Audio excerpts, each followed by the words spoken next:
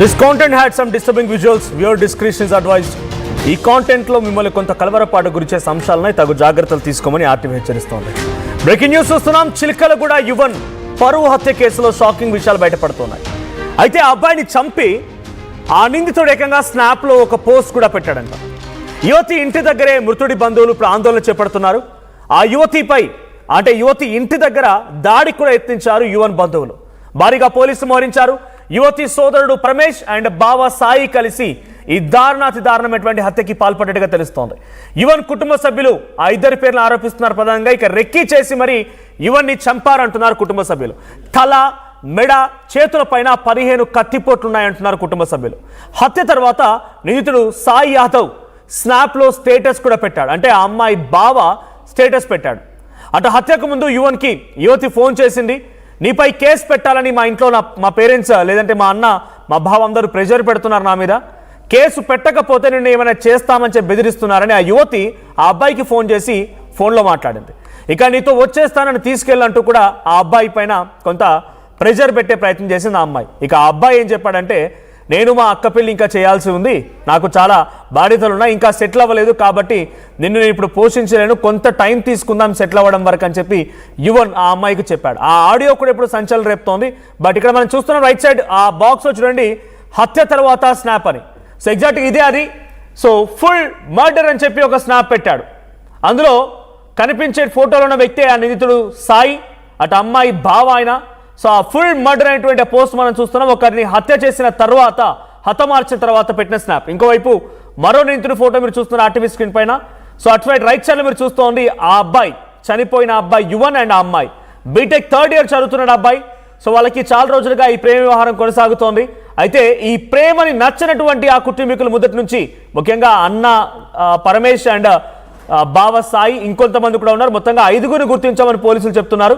వీరంతా పక్కాగా రెక్కి నిర్వహించి ఎలాగైనా సరే వీరిని హతమార్చాలని స్కెచ్ వేసి, ఇటు యువన్ కోసం పక్కా ప్లాన్ వేసి యువన్ని అక్కడికి రప్పించి చాలా దారుణంగా హతమార్చారు. సో గతంలో కూడా వాళ్ళు తీసుకున్న స్నాప్ షాట్లు, ఆ వీడియోస్, ఆ ఫొటోస్ అన్ని ఇప్పుడు వైరల్గా మారుతూ ఉన్నాయి. సో ఒక మెట్రో స్టేషన్లో తీసుకున్న వీడియో ఇప్పుడు సెన్సేషన్ అవుతోంది. ఆ అమ్మాయి అబ్బాయి ఇద్దరు కలిసినటువంటి ఆ వీడియో మనం చూస్తూ ఉన్నాం. సో పక్కాగా స్కెచ్ వేసి మరి హతమార్చారు. ఒకసారి ఈ సంఘటన పైన డైరెక్ట్గా యువన్ పేరెంట్స్ మాట్లాడారు.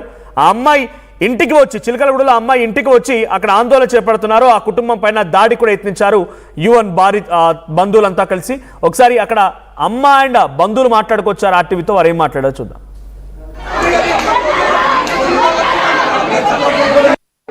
యావన్ పేరెంట్స్ కూడా ఇక్కడే ఉన్నారు, బంధువులంతా కూడా. ఏం జరిగింది అని తెలుసుకునే ప్రయత్నం అయితే చేద్దాము. అమ్మా, ఏమైందండి?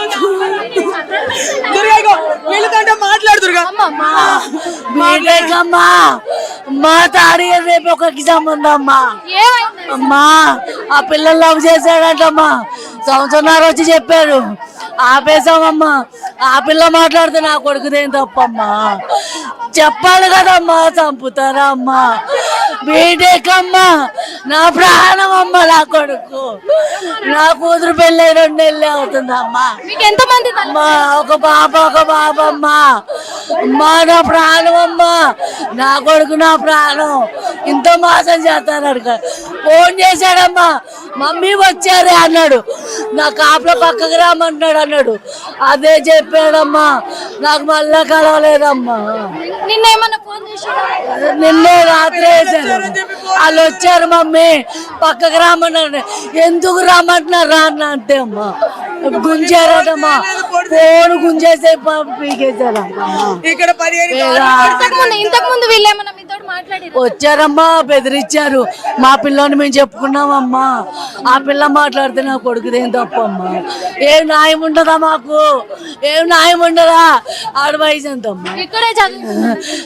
మల్లారెడ్డి అమ్మా, ఇళ్లలో పనిచేసి చదిపిస్తా అమ్మా. ఇళ్లలో పనిచేసి చదిపిస్తా నా కొడుకుని. ఇళ్లలో పనిచేసి చదివిపిస్తానమ్మా. బీటెక్ ఆడు కోరుకున్నాడని చదివిపిస్తున్నానమ్మా. సాయంత్రం నేను ఇక్కడ పనికి వెళ్ళి, మాకు బాలాజీ నగర్ లో ఇల్లు వచ్చిందమ్మా. 6:30 దాకా కలిసాడమ్మా. పనికి వెళ్ళి వస్తే ఇంటికి వెళ్ళిపోయా. ఎందున్నారు అట్లా మమ్మీ వాళ్ళు వచ్చారే ఎవరు అంటే చంద్రగోళ అన్నోళ్ళు వచ్చారు మమ్మీ పక్కకి రామంటున్నా అన్నాడు. ఎందుకు రా అన్నా ఒక్క మాట పక్క గుంజి పీక కోసేసారంటమ్మా. పీక కోసారమ్మా. అమ్మా ఆడు పక్కకుంటాడు అమ్మా. ఆడు ఫోటో చూపించండి అమ్మా. ఎంతమంది ఉన్నారు తల్లి? ఎంతమంది ఇంతకుముందు? ఆడు ఒక్కడొచ్చి మాట్లాడాడమ్మా. నేను చెప్పిన వీళ్ళు తెలియని వాళ్ళు కాదమ్మా. మా బావకు చిన్నప్పటి నుంచి దోస్తేనమ్మా. తెలుసమ్మా వాళ్ళకి ఇంత అనిపించలేదమ్మా. ఇంత న్యాయం అనిపించలేదా? ఎన్ని సంవత్సరాలు స్కూల్లో నుంచి అమ్మా. స్కూల్లో నుంచి అంటే కొండేపటి నుంచి చెప్తే మాట్లాడలేదు. వద్దు నాన్న అంటే ఆ పిల్ల వచ్చేస్తా అందంట. వద్దు నాన్న రావద్దు మా కొడుకు అన్నాడంట. నేనేం చదువుకున్నా మా అమ్మ పెంచుతుంది నన్ను, నాకు వద్దు అన్నాడంటమ్మా. మమ్మీ ఇట్లా అంటుందంటే వద్దు నాన్న ఒక ఆడపిల్లని మనం తేవద్దు, జాబ్ వచ్చాక చూద్దాం మీరు రాసుంటే వస్తుందని నేను చెప్పానమ్మా. లేపుకురామని కూడా నేను చెప్పలేదమ్మా. ఏ ఆడపిల్ల మనకి రైట్. ఆ తల్లి ఆవేదన చూడండి. పక్కగా రెక్కి నిర్వహించి దాడి చేశారు, ఫోన్ చేశారంట, పక్కకు రమ్మన్నారంట. ఈ విషయం కూడా తల్లికి చెప్పాడు యువన్. వెంటనే ఏం జరిగింది అనే లోపే వచ్చి ఫోన్ గుంజేసుకొని పక్కకు లాక్కెళ్ళి పీక కోసేశారమ్మా అని చెప్పి ఆ తల్లి చెప్తూ ఆ బాధపడుతున్న విజువల్ చూస్తుంటే ప్రతి ఒక్కరికి కన్నీళ్ళు పెట్టాల్సిందే. గతంలో కూడా బెదిరించారంట.